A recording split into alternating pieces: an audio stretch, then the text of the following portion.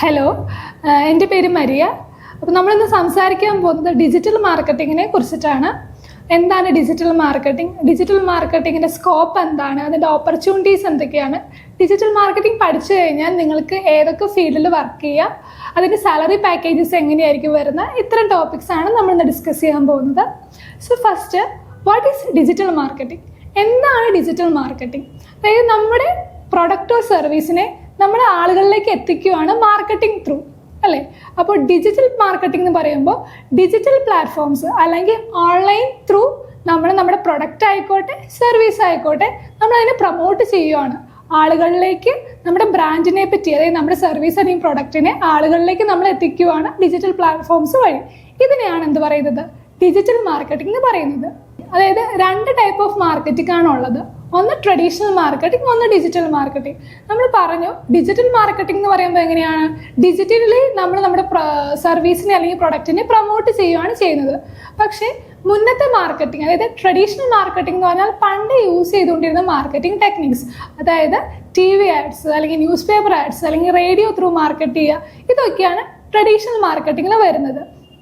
നേരത്തെ ആളുകൾക്ക് പത്രം വായിക്കാൻ ടൈം ഉണ്ടായിരുന്നു, അല്ലെങ്കിൽ TV കാണാൻ സമയം ഉണ്ടായിരുന്നു, റേഡിയോ കേൾക്കുമായിരുന്നു. സോ അന്ന് എഫക്റ്റീവായിട്ട് വർക്ക് ചെയ്തുകൊണ്ടിരുന്നത് ഈ ട്രഡീഷണൽ മാർക്കറ്റിംഗ് ആയിരുന്നു.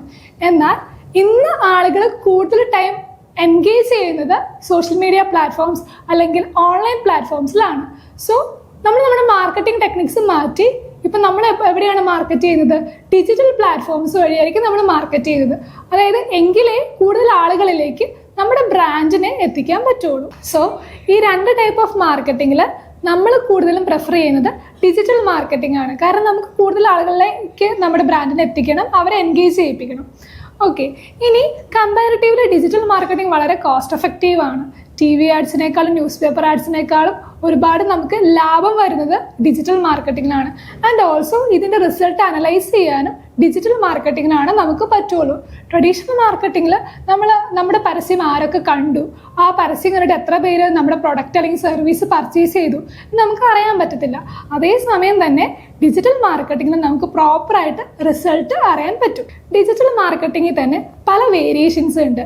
SEO search engine optimisation, SEM search engine marketing, അതേപോലെ social media marketing, email marketing, affiliate marketing, അങ്ങനെ പല ടൈപ്സ് ഓഫ് വേരിയേഷൻസ് ആണ് ഡിജിറ്റൽ മാർക്കറ്റിംഗിൽ വരുന്നത്. ഇപ്പോൾ ടൈപ്സ് ഓഫ് ഡിജിറ്റൽ മാർക്കറ്റിംഗ് നമ്മൾ പറഞ്ഞു. ഇനി അതിൻ്റെ സ്കോപ്പിനെ പറ്റി അല്ലെങ്കിൽ ഓപ്പർച്യൂണിറ്റീസിനെ പറ്റിയാണ് പറയാൻ പോകുന്നത്. സോ ഡിജിറ്റൽ മാർക്കറ്റിംഗ് പഠിച്ചു കഴിഞ്ഞാൽ ഒരു കുട്ടിക്ക് ഒരുപാട് ഓപ്പർച്യൂണിറ്റീസ് ആണ് ഉള്ളത്. അതായത് ഇപ്പോൾ SEO മാത്രം ഫോക്കസ് ചെയ്യുന്ന ഒരാൾക്ക് SEO അനലിസ്റ്റ് അല്ലെങ്കിൽ SEO സ്പെഷ്യലിസ്റ്റ് ആ ഒരു ഫീൽഡിലേക്ക് മാത്രം ഫോക്കസ് ചെയ്ത് പോകാം. അതല്ല, ഇനി സോഷ്യൽ മീഡിയ മാർക്കറ്റിംഗ് ആണ് കൂടുതൽ ഫോക്കസ് ചെയ്യുന്നുണ്ടെങ്കിൽ സോഷ്യൽ മീഡിയ മാർക്കറ്ററായിട്ട് ആ കുട്ടിക്ക് വർക്ക് ചെയ്യാൻ പറ്റും. അതല്ല, ഇനി സെർച്ച് എഞ്ചിൻ മാർക്കറ്റിംഗ് ആണെങ്കിൽ സെർച്ച് എഞ്ചിൻ മാർക്കറ്റർ അല്ലെങ്കിൽ പെർഫോമൻസ് മാർക്കറ്ററായിട്ടുള്ള ജോബ് ഓപ്പർച്യൂണിറ്റീസ് ആണ് ലഭിക്കാൻ പോകുന്നത്.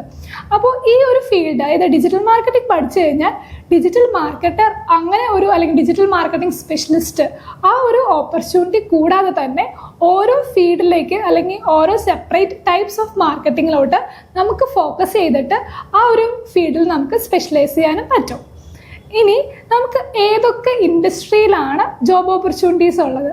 അതായത് നമുക്ക് ആസ് എ ഡിജിറ്റൽ മാർക്കറ്റർ ഏത് മേഖലയിൽ വേണമെങ്കിലും വർക്ക് ചെയ്യാൻ പറ്റും.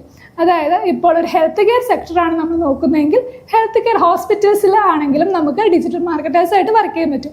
അതല്ല, ഇനി ഫുഡ് റിലേറ്റഡ് ആണെങ്കിൽ നമുക്ക് റെസ്റ്റോറൻറ്റ്സിൽ മാർക്കറ്ററായിട്ട് വർക്ക് ചെയ്യാൻ പറ്റും. അപ്പോൾ ഏത് ഇൻഡസ്ട്രി ആയിക്കോട്ടെ എല്ലാ ഫീൽഡിലും എന്ത് വേണം? ഡിജിറ്റൽ മാർക്കറ്ററിനെ ആവശ്യമുണ്ട്. സോ ഏത് ഫീൽഡിൽ വേണമെങ്കിൽ നമുക്ക് ചൂസ് ചെയ്യാം. അതല്ല, ഇതിപ്പോൾ ഇനി നമുക്ക് മൾട്ടിപ്പിൾ ക്ലയൻസിനെ ഹാൻഡിൽ ചെയ്യാനാണ് താല്പര്യം, അല്ലെങ്കിൽ നമുക്ക് ഫസ്റ്റ് സ്റ്റാർട്ടിംഗ് സ്റ്റേജിൽ ഒരു കരിയർ ഗ്രോത്ത് ആഗ്രഹിക്കുന്നവരാണെങ്കിൽ ഇങ്ങനെ പല ടൈപ്പ് ഓഫ് ഇൻഡസ്ട്രിയിൽ കൂടെ വർക്ക് ചെയ്യാൻ താല്പര്യമുള്ളവർക്ക് ഡിജിറ്റൽ മാർക്കറ്റിംഗ് ഏജൻസീസ് അവൈലബിൾ ആണ്. സോ ഡിജിറ്റൽ മാർക്കറ്റിംഗ് ഏജൻസീസിൽ വർക്ക് ചെയ്യാനും പറ്റും. സോ ഒരു സ്പെഷ്യലൈസ്ഡ് ഇൻഡസ്ട്രി എന്നില്ല. ഡിജിറ്റൽ മാർക്കറ്റിംഗ് പഠിച്ചു കഴിഞ്ഞാൽ നിങ്ങൾക്ക് ഏത് ഇൻഡസ്ട്രിയിൽ വേണമെങ്കിലും വർക്ക് ചെയ്യാനുള്ള ഓപ്പർച്യൂണിറ്റീസ് ആണ് ഉള്ളത്. അത് മാത്രമല്ല, ഇനി നമ്മളൊരു സ്പെഷ്യലൈസ്ഡ് ഒരു കമ്പനിയിൽ കയറിയില്ല, ആസ് എൻ ഇൻഡിവിജ്വൽ നമുക്ക് ഫ്രീലാൻസർ ആയിട്ട് വർക്ക് ചെയ്യാനുള്ള ഓപ്പർച്യൂണിറ്റീസ് ഉണ്ട്. അതായത് അവിടെ ജോബിന് കയറാതെ തന്നെ ഒരു കൺസൾട്ടൻ്റ് ആയിട്ടോ അല്ലെങ്കിൽ ഫ്രീലാൻസിങ് ആയിട്ടോ ഇത്തരത്തിലുള്ള വർക്ക്സ് നമുക്ക് ചെയ്യാൻ പറ്റും. പിന്നെ ഡിജിറ്റൽ മാർക്കറ്റിങ്ങിൻ്റെ മറ്റൊരു സ്പെഷ്യാലിറ്റി എന്താണെന്ന് വെച്ചാൽ ഒരു ലാപ്ടോപ്പും അതിൻ്റെ ഇൻ്റർനെറ്റ് കണക്ഷനും ഉണ്ടെങ്കിൽ നമുക്ക് എവിടെ ഇരുന്ന് വേണമെങ്കിലും വർക്ക് ചെയ്യാം. അതുകൊണ്ട് തന്നെ വർക്ക് ഫ്രം ഹോം ഓപ്പർച്യൂണിറ്റീസ് ഒരുപാട് ഡിജിറ്റൽ മാർക്കറ്റിങ്ങിലോട്ട് അവൈലബിൾ ആണ്.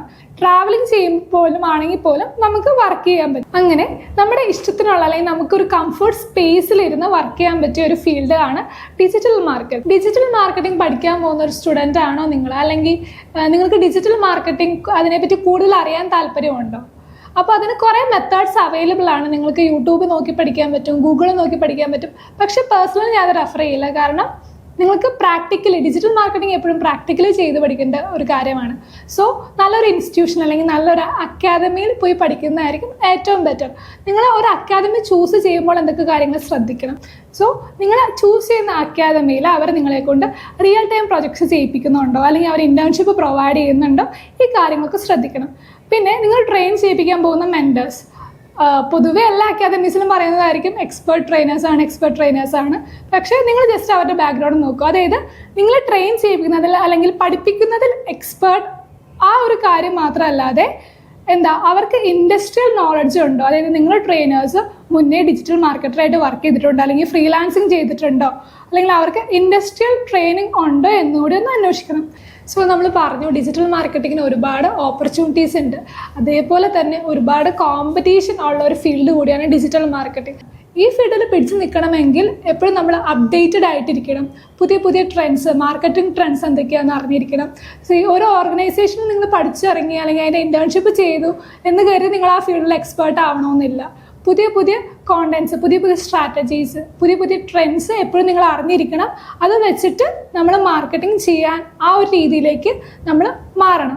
അതേപോലെ തന്നെ എക്സ്ട്രാ ഒരു സ്കില്ല് എപ്പോഴും ലേൺ ചെയ്തിരിക്കുന്നത് നല്ലതാണ്. ഇത് ഡിജിറ്റൽ മാർക്കറ്റിങ്ങിൻ്റെ കൂടെ തന്നെ ഒരു അഡീഷണൽ സ്കില്ല് ഉണ്ടെങ്കിലേ നമുക്ക് ഈ ഫീൽഡിൽ പിടിച്ചു നിൽക്കാൻ പറ്റുള്ളൂ. ഫോർ എക്സാമ്പിൾ നിങ്ങൾക്കിപ്പോൾ ഒരു ഡിസൈനിങ് അറിയാം, ഗ്രാഫിക് ഡിസൈനിങ് കൂടെ അറിയാമെങ്കിൽ നിങ്ങൾക്കുള്ള ഇമ്പോർട്ടൻസ് ഈ ഫീൽഡിൽ നിങ്ങളുടെ റെലവൻസ് കൂടുകയാണ് ചെയ്യുന്നത്.